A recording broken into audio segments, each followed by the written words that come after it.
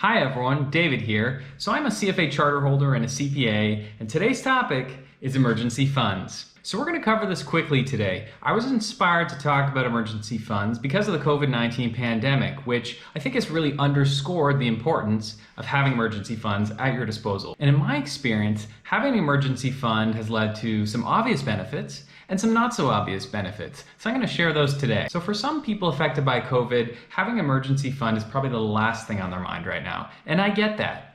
But once we get out of COVID and things start looking better, please use the opportunity to establish an emergency fund and you'll be much better prepared the next time something comes around. So today we're going to cover what emergency funds are and what they're not, why you should have them, how big they should be, and where you should keep them. So before we get into it, if you like having extra cash lying around, why not hit that thumbs up and like this video below? So let me start with my story. So historically, I never had an emergency fund. And yeah, I was good at saving and investing. But what I used to do was basically save and invest every single dollar. And so I'd run my checking account balance down to the minimum threshold, basically before they start charging you that monthly fee, which for me was $3,000 or so. It varied over the years. And it was effective. I was putting aside a lot of money, but it was very stressful. I constantly had to budget my cash flows every single month. And, if anything unexpected popped up out of nowhere, I'd be out of luck. And when I bought this house and I realized how many expenses could crop up, at a moment's notice, that's when I realized that I needed an emergency savings fund. And so far I've found that the benefits really outweigh the costs. So let's talk about what emergency funds are and what they're not. And it's what it sounds like. It's a chunk of money that you've set aside strictly for emergencies. It's pretty simple. It's not for new phones, it's not for weddings, and it's not for vacations, although given the pandemic, I'm starting to feel like that's a bit of an emergency. Think of it like an insurance policy or a safety net. It's there to cover expenses that pop up that are emergencies and nothing else. So what's an emergency? Well, it's an unexpected medical bill. It's something terrible that happens to your house. The roof falls in or a toilet blows up. It's your transmission failing in your car. Or if you're self-employed, maybe it's just a really bad month and you didn't take home enough revenue to cover your bills. Or if you're employed, well, maybe you lost your job. And since COVID-19 started, more than 1 million jobs have been lost in Ontario. So this is applicable to a lot of people. Emergency funds have to be liquid. They have to be available in 1 to 3 days if you need the money. They should be one quick phone call, electronic transfer, or branch visit away. And the good news is 64% of Canadians have an emergency fund that's big enough to cover 3 months of their expenses. And that's pretty good, and I'm impressed with that. But if we go back to our American savings account data and we look at those under 35 and those between 35 and 44, you'll see that yes, they have some savings, but it's probably not more than enough for a couple weeks of expenses. And you'll see pretty good savings rates for the older ages. And so I might be preaching to the choir for the older crowd watching this video. And if that's the case, great job, well done. But those that are plus or minus 10 years of my age, I'd say, well, we need to step up our game. So what an emergency fund is not is also a good question. So if it's not liquid, it's not an emergency fund. So if you haven't invested in the market, in Apple stock or whatever, you may not have the money there when you need it. Or if it's locked away in a 1-year GIC, for example, and you can't touch those funds for a year, well, that's not liquid. If something happens tomorrow, it's not there for you. And just having access to funds is helpful, but it's not the same thing as setting aside an emergency fund. So, for example, if you have a good line of credit set aside, ready to use at any time, well, that's a good idea, and it's a great tool to have in the toolbox, but it's not going to give you the same level of certainty when you need those funds in a pinch. Banks can typically pull those things at any time. Or if you're able to borrow from your family, well, that's good news, good for you. But you can't count on that either. You need to have those funds readily available in your account. So we've talked about what emergency funds are and what they are not. So let's dive a little more into why you should set one up. So the first and most obvious benefit is to cover emergencies. Well done, David. Well done.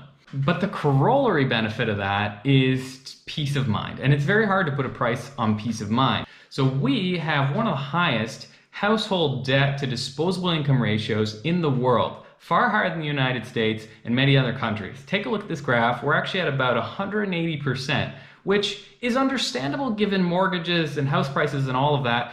but it's a lot. And while having some debt is good, and debt is certainly good in moderation, the problem is when debt starts to get too high that things can change very rapidly in terms of your financial situation. So if you have any exposure to floating interest rates, for example, such as on your mortgage, small interest rate increases can creep up on you in 25, 50 basis points and change your monthly cash flows by a couple $100, which might be the difference between being in the green or in the red. And look, it turns out Canadians are already a pretty stressed out bunch.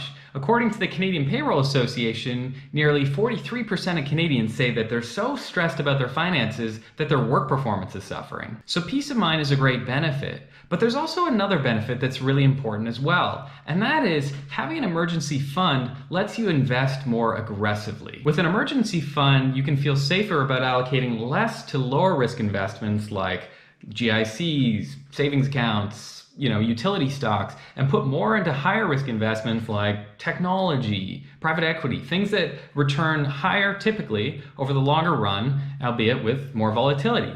Because you have the patience and the long-term mindset afforded to you by the emergency fund that you can withstand the volatility. And that means your results are probably going to be better over the long run, and you'll make more money. Okay, you're sold. You're going to set up an emergency fund, and the next question is, how big should it be? Well, if you ask most financial experts, they agree that it should be between 3 and 6 months of your living expenses. And it's important to note that these are just your critical living expenses, so things that you can't cut out in the case of an emergency. So that would be your mortgage or your rent, mandatory debt repayments like student loans, for example, your transportation to and from work, your food, your insurance. That's kind of the list. Anything else like shopping or eating out, vacations, or any kind of discretionary savings or investing you do, that all has to go.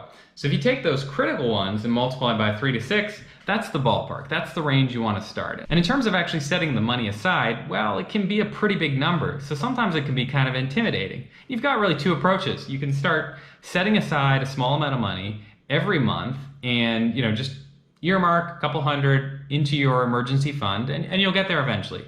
Or you can take the big lumps that show up once in a while, gifts from family members, tax refunds, and start with that. So where should you keep your emergency savings? Well, the truth is, this account is not about maximizing a return. It's about access. It's about having the money there when you need it. And so it should be someplace that's very convenient for you. That said, you want to make sure you're earning at least a little interest on it because otherwise you're not even keeping up with inflation, which has been about 2%. Just pick an account that's easy to open, easy to transfer money to and from, has no fees, and has a respectable amount of interest associated with it.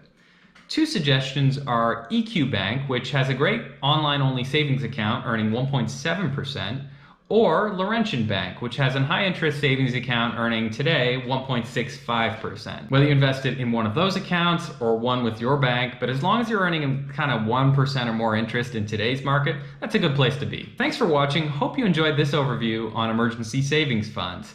And I hope it's given you a lot to think about, such as subscribing immediately to this channel.